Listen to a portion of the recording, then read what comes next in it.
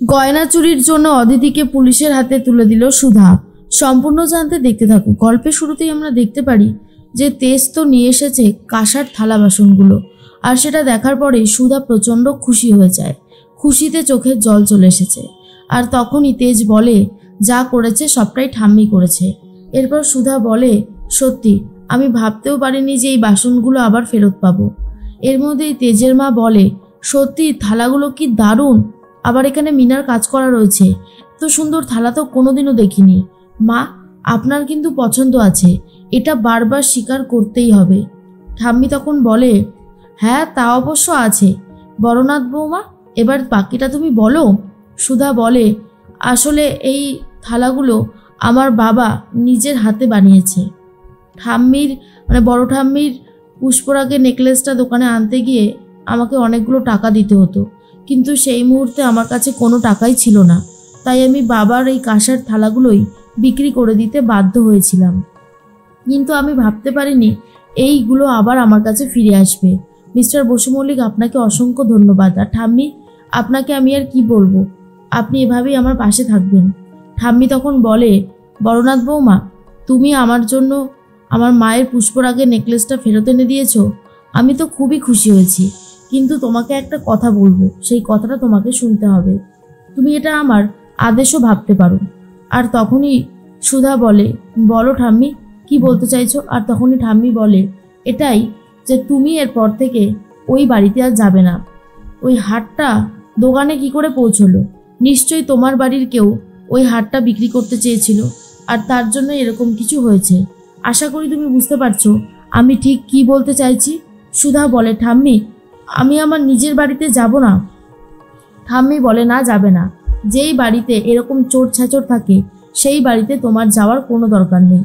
সুধা মনে মনে ভাবে ঠাম্মি যেটা বলছে সেটা শোনা ছাড়া আমার হাতে আর কোনো উপায় নেই।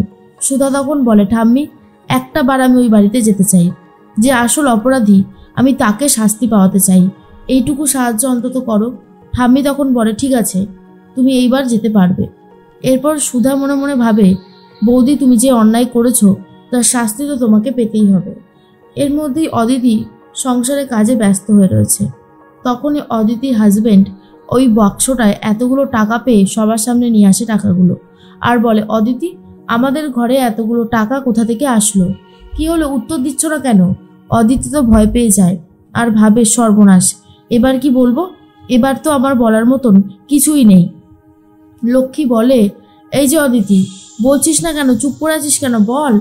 অদিতি মনে মনে ভাবে সর্বনাশ, এবার তো সত্যিটা মনে হচ্ছে বলতেই হবে। ঠাম্মি তখন বলে ব্যাপার তো কিছু একটা আছেই। তখনই টিনার বাবা বলে আমার মনে হয় অদিতিকে সেদিন যখন আমি ডাকছিলাম ও আমাকে কোনোভাবেই পাত্তা দিচ্ছিল না, সেদিনই ও ওই নেকলেসটা বিক্রি করে এসেছে, যেটা সুধা খুঁজে পাচ্ছিল না। কি হলো অদিতি, বিক্রি করে এই টাকাটা পেয়েছো তাই তো, উত্তর দিচ্ছ না কেন। অদিতি বলে না আমি কেন বিক্রি করতে যাব, তোমরা এসব ভুল কথা বলছো। দেখো এসব ভুল কথা বলো না, যেগুলো জানো না সেগুলো নিয়ে এরকম কথা বলছো কেন। তখনই বলে সুধা কে জানে না বৌদি, সবটা জানি, আমি খুব ভালো মতনই জানি তুমি এই নেকলেসটা সরিয়েছো, এমনকি সোনার দোকানে গিয়ে বিক্রি পর্যন্ত করে এসেছো। অদিতি বলে তোর কাছে কি কোনো প্রমাণ আছে সুধা, তুই এই সমস্ত আওফাও কথাগুলো কেন বলছিস। সুধা বলে আমার কাছে প্রমাণ আছে বলেই তো বলছি বৌদি, না হলে আমি কোথা থেকেই বা বলতাম, সেটা বোঝো। অদিতি বলে কি প্রমাণ আছে। এরপর সিসিটিভি ফুটেজটা সুধা নিজের ফোনে নিয়ে এসেছে, আর সেটাই সবাইকে দেখাতে থাকে। সবাই দেখে অদিতির ওপরে প্রচণ্ড রেগে যায়, বলতে থাকে ছি ছি ছি ছি, এইরকমভাবে আমাদের মান সম্মানটা পুরো ধুলোয় মিশিয়ে দিলে অদিতি, কাজটা কি তুমি ঠিক করলে আদৌ, উত্তর দিচ্ছ না কেন বলো, তুমি কেন এরকমটা করলে।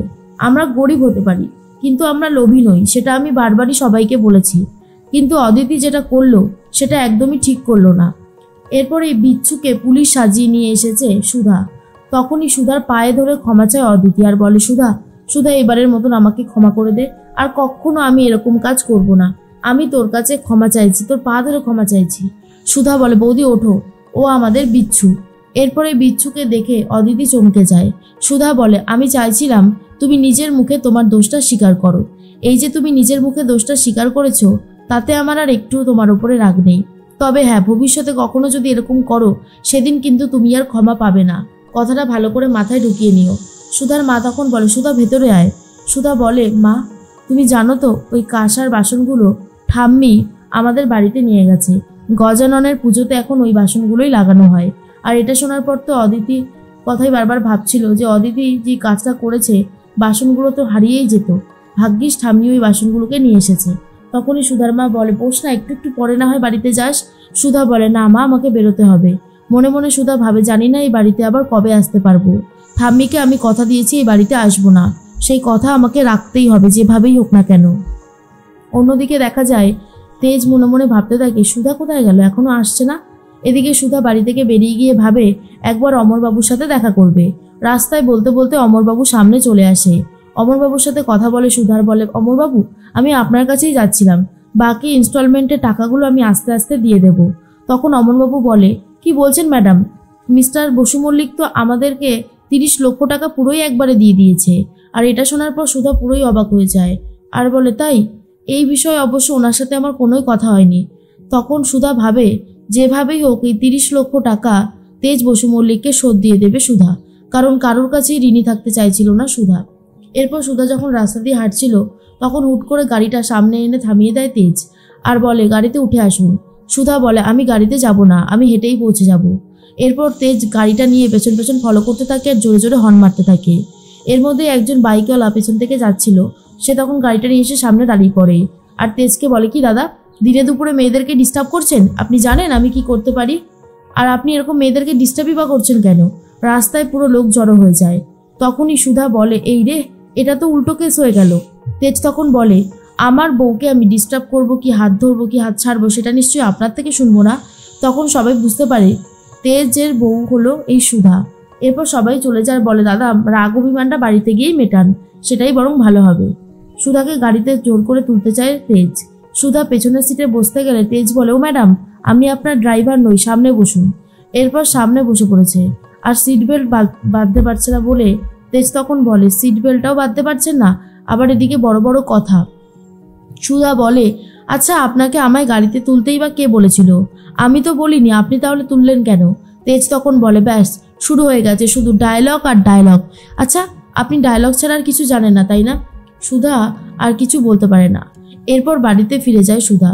হঠাৎ করেই রাতে একজনের সাথে কথা বলতে থাকে আর বলে, ঠিক আছে আমি জানিয়ে দেব। এরপর যেই হেসে হেসে কথা বলে তেজ এসে জিজ্ঞেস করে, কার সাথে কথা বলছিলেন আপনি? সুধা বলে, সেটা আমি আপনাকে বলতে যাব কেন?